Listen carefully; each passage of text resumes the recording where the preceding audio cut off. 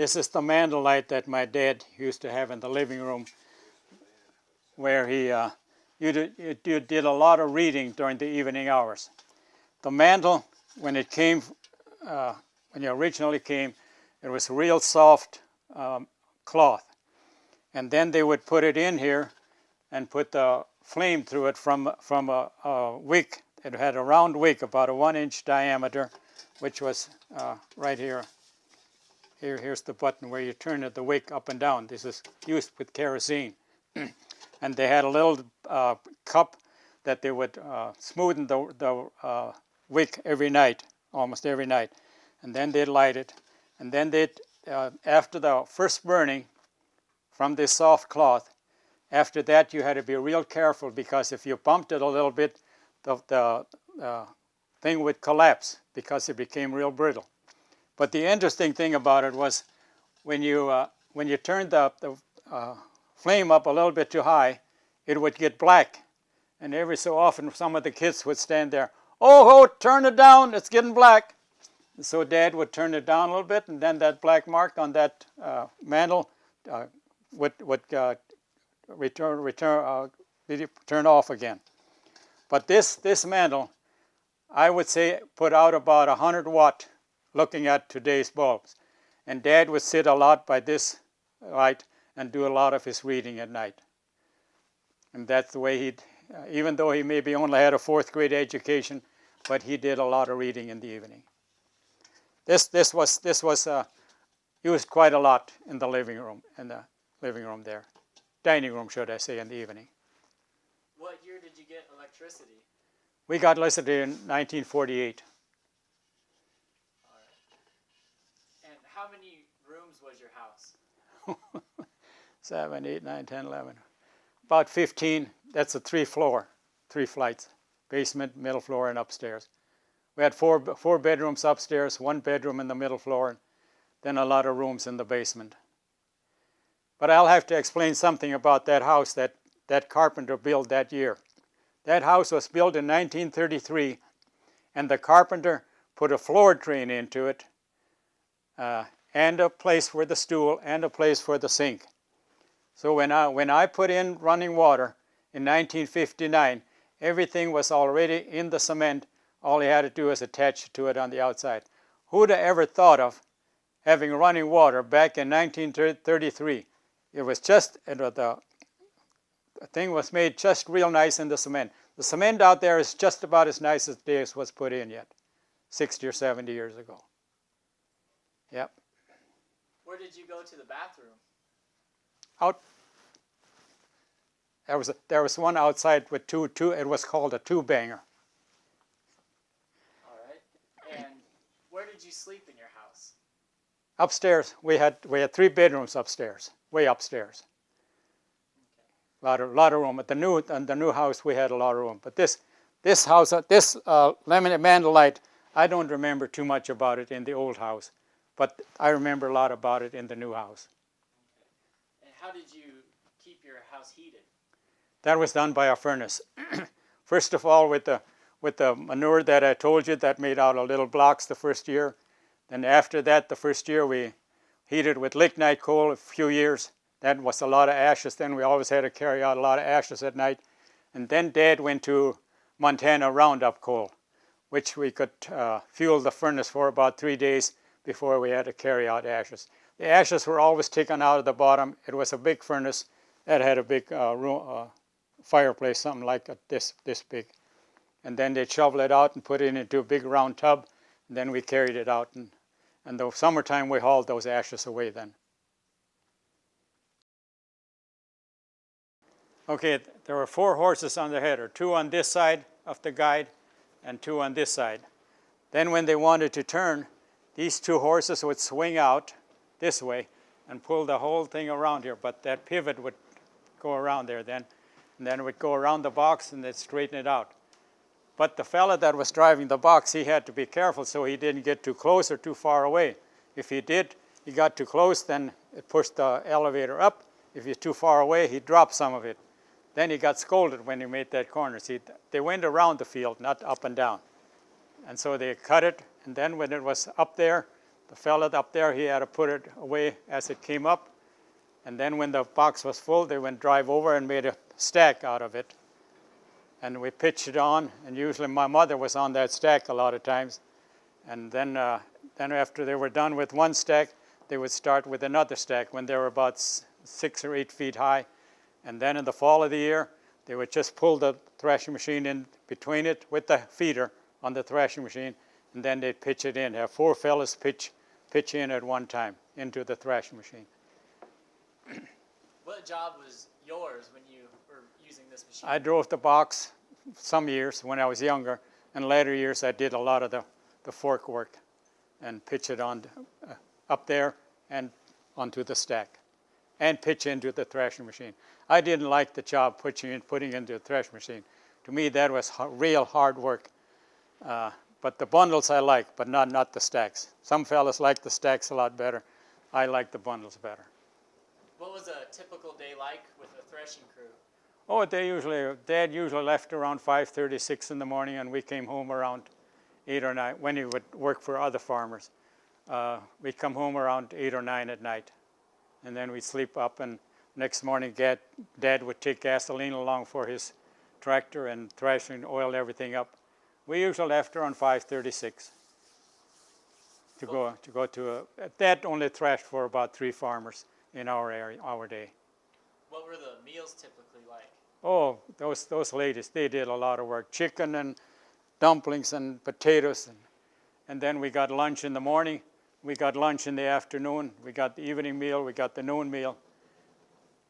And, it was quite a system they had going. And the grain haulers, like the fella that we read the story you read about, where a horse was run away, the grain would come off, and those were not rubber-tired wagons. Those were wooden wheel wagons. And each wagon box held about 50 bushels. And they'd come up to the threshing machine, back it up with the horses. The horses would have to back the wagon up in order to get the grain on from the threshing machine from the spout into the box. Could you tell us the story about the wagon? Well, Emanuel Weisenberger, he came pulled up after he was done unloading. He came back to the threshing machine, and he quickly wrapped the reins around the little peg, and then he walked away from it behind the machine. And then his neighbors, they took the wagon and started the horses on a gallop, and he wanted to run after him, but the man that started him off laid into the box. I should explain that. And then he started running after him. After he was gone a little ways, the man in the box got up and started bringing the horses and the team back and the wagon. But Manuel accepted it in good humor. This was during the summer months before alfalfa came along. Before the spring seeding and harvest, there was an idle spread in there before haying time started. And so this one was placed on the north side of the house, and we would sit in that during the evening hours after chores. After milking time, before the sun set, we would sit and rock in this thing for a few hours. And then a little bit off the side there, we had played horseshoes with the family. And that's the way we spent our evenings. And then the next morning was ready to go then, sleep and go. Did you play any other type of games at home? Mostly horseshoes. That's all we played mostly. Do you have a story about this tractor? Oh, that one that run the threshing machine for many years. I run a bundle through the threshing machine that this fella had to crank it out.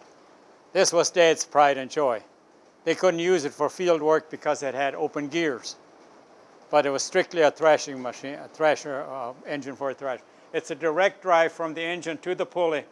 You know, you notice in there a belt comes up across here and runs the threshing machine. This was a good unit. Dad was proud of that for many years. That's 1924. Did you ever ride that tractor in any parades or centennials? Oh yeah, oh yeah. It was up in Washburn, it was up in Eureka several times. Was it Harriet? Sometime. Yeah. Okay, Bill, where are we at here today? This is the kitchen where the stove was in this corner, the separator right here in the winter months. The table was in that corner, and the cupboard was in that corner where the dishes and everything was in here.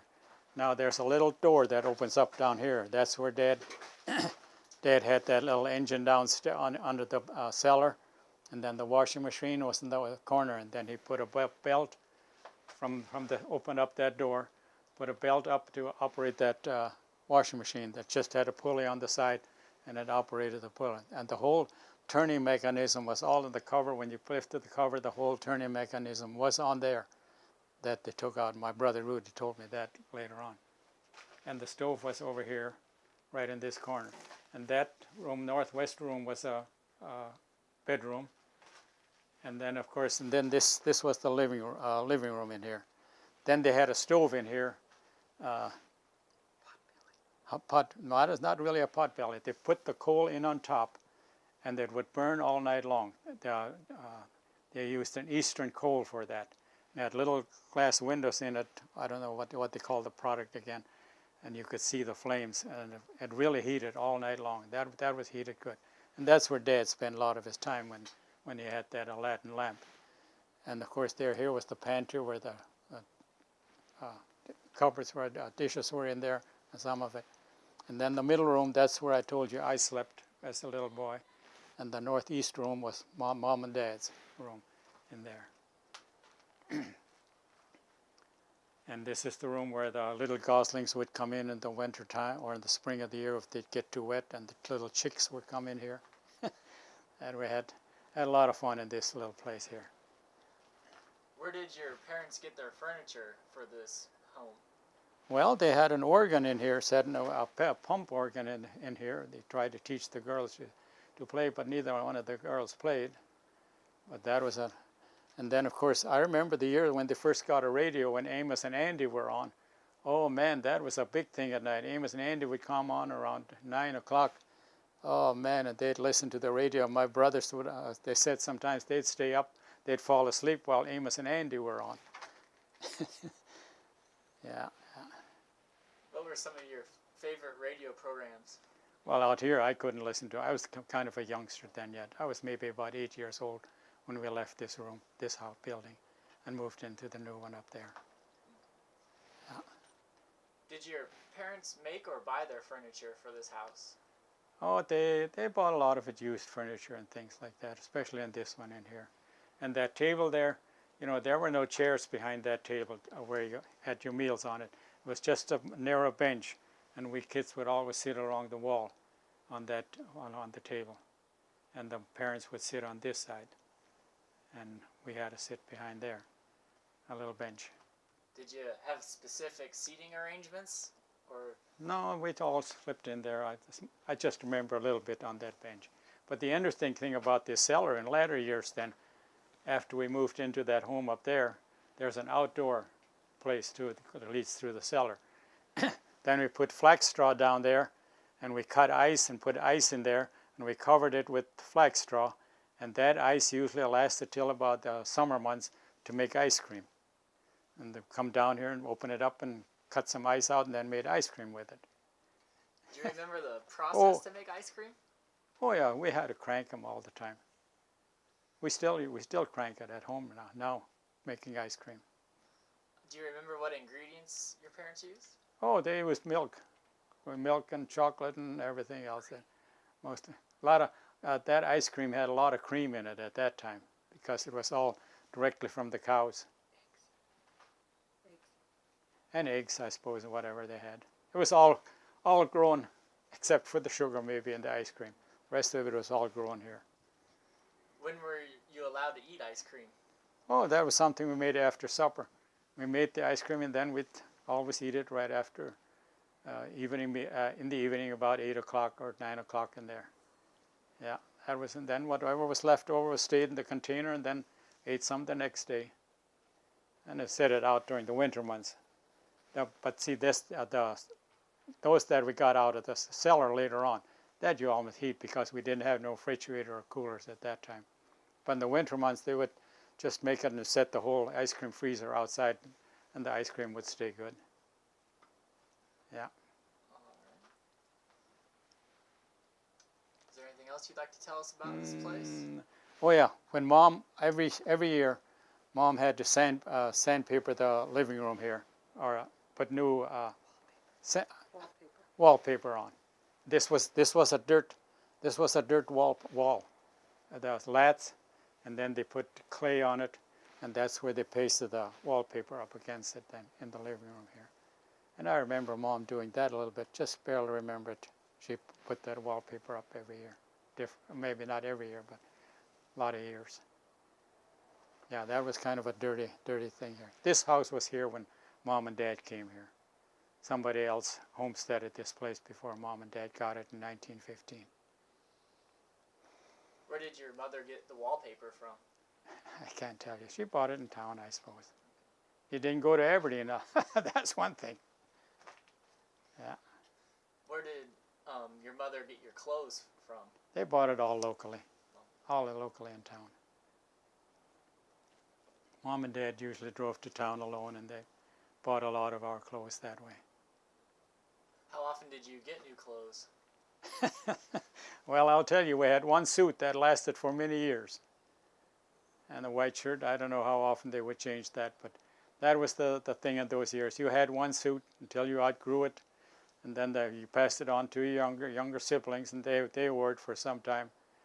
A lot of clothes were hand-me-downs in those years. Yeah. What about your shoes? How did you? Well, whenever they were worn out, then they would buy us new shoes. Yeah. Yeah. Let me see.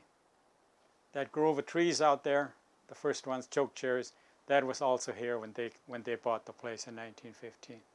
But then Dad started planting trees around the north side of the yard, windbreak trees.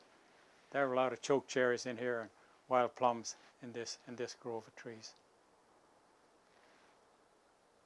Did your mother have a garden? Oh yes, always. Always garden. They did a lot of gardening. And potatoes, that was the staple, and canning a lot of things in those years then. What other vegetables did she have besides potatoes out there? Oh, there were carrots, there were beets, there was tomatoes, and all the things that they raise now. Pumpkins, yes. Pumpkins was a big thing. In wintertime, a lot of pumpkins. They could save the pumpkins till wintertime. They cut them up and use them. Yeah, pumpkins was a staple food in the winter months too. A lot of it. Huh?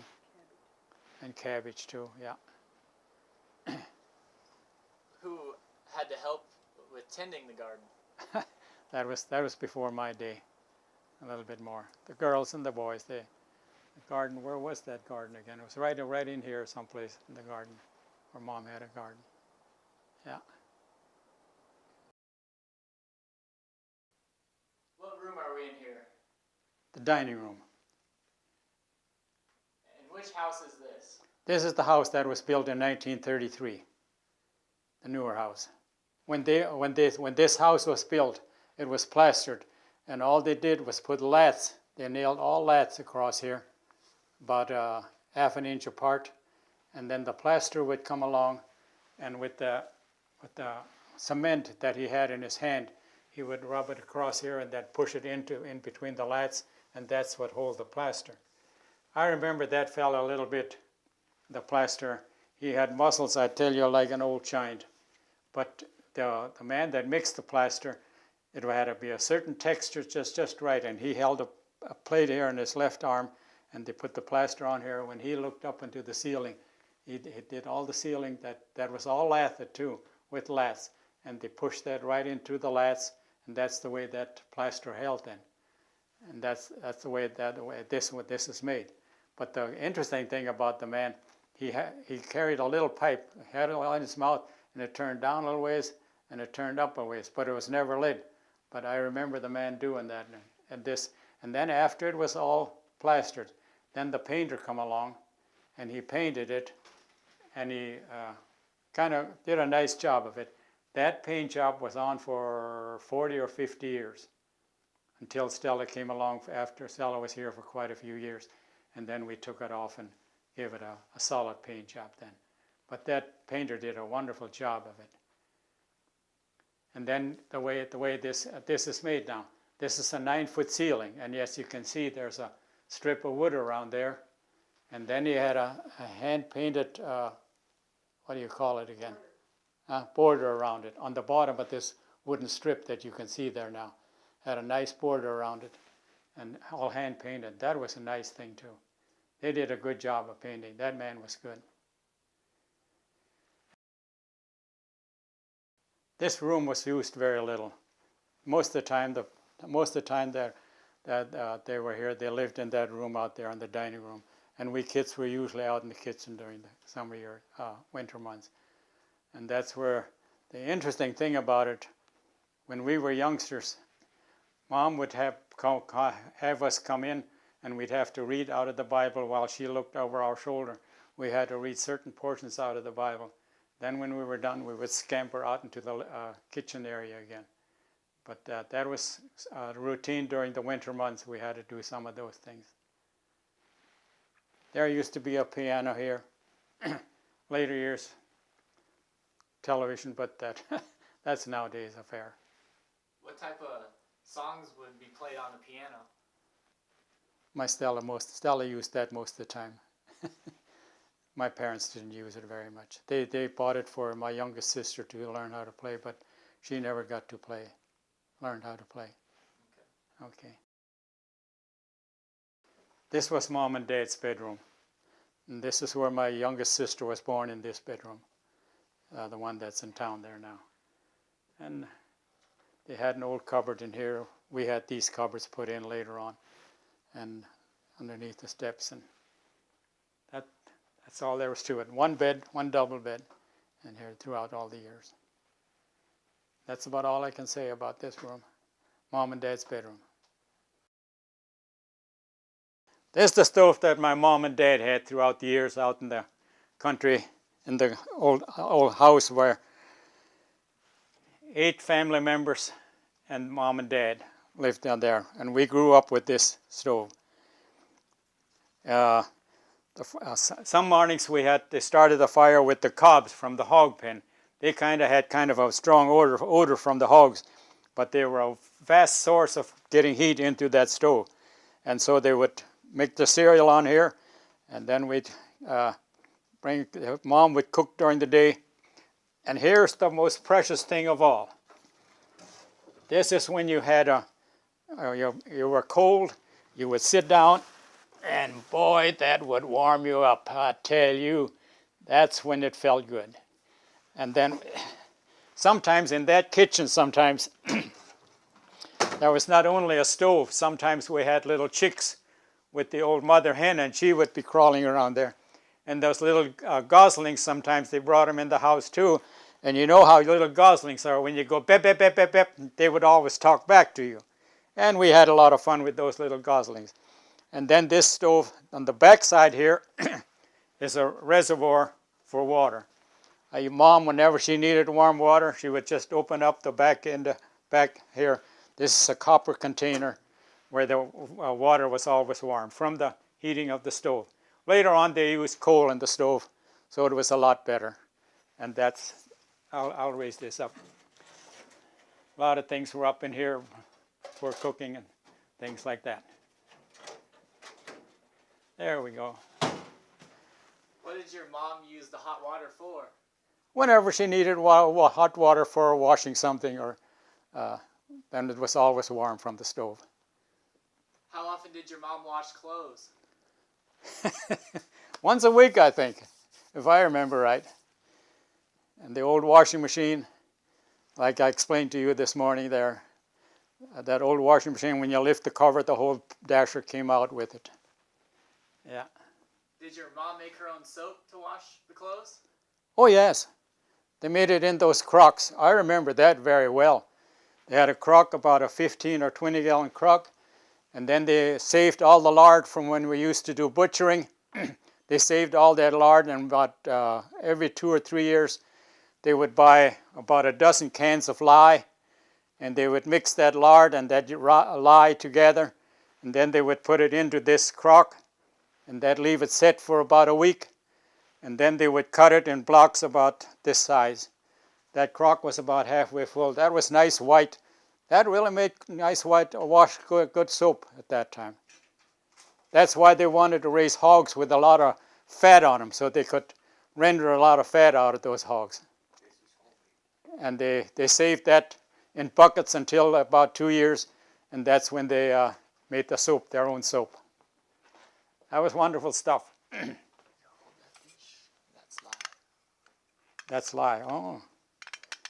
Is that the type of lye that your mother used to make? Yeah, this is one of the soap bars that they had, something like it. A little bigger. My parents made them a little bigger. The lye was bought in little containers like that in the store. They usually used about a dozen cans for we had a stick there that we used all the time. It was a regular from a 4-candle or something like that. The bottom was just about half the size yet, because from the lye that would eat up the wood when we used to stir it all the time. And then it set for about a week, and then they would cut it in small blocks about this size. Mom usually used about two blocks that she threw right into the washing machine while the clothes were being washed. Hey, that's all right here. Did you ever use the hot water for baths? That they made on top of the stove. And then we got a bath in the tub, in a round tub, starting with the youngest to the oldest one. You always add a little bit more hot water to it. And that was Saturday night. You got a bath whether you needed it or not. And that was Saturday night. That was the routine. What type of food did your mother cook on the stove? Strudels, dumplings, potatoes. Potatoes was a staple food at that time. We used to have big piles of potatoes in the cellar. And that was a big part every day. And bread. She made bread every 3 days. And that had to be baked in the oven here. Big loaves, something like that. She had a big bread pan. I remember her kneading the dough every 3 days. That was a part of routine. They had loaves about this big. Good crust. It was good tasting stuff. You walk into the house and that was really brought out quite an aroma. Baking bread. That was good. Good stuff. What was your favorite food that your mother made? Oh, I ate whatever she prepared for me. Yeah. All right, so then did you have any food that you disliked then? No, I ate everything. Okay. Did your mother do any canning? Oh yeah, did a lot of it. Did a lot of canning. Do you remember how she did any of it? I can't tell you that. Especially when they butchered, a lot of the sausage was put in jars and canned. And a lot of whole ground meat was put in jars. And then in the summer months, they could just go to their jars. And that was before the days of deep freezers and refrigerators. Then they've just opened up a jar of ground meat and sausage, and that they could use it that way. Yeah, Mom had big shelves out in the newer house. A lot of shelves full of meat and jars. Do you remember how your family made sausage? Oh yes, they had big tubs full. First they trimmed it off all the bones, and then they ground it. That table would grind it. It was all ground by hand. Earlier years. Later on, we had a little first cylinder motor that we ground it. Then they had big tubs about this deep and this high. They'd mix it. Pretty soon they'd say, first of all, Dad would put his hands like this, and they'd pour pepper into it and put it in. Then a few hands full of pepper. Then a few hands full of salt. Then they'd mix it up. And then they'd eat it a little bit. Oh, I think it needs a little bit more pepper or salt. So they add a little bit more. And then they'd fry a few of them and to see how they would taste.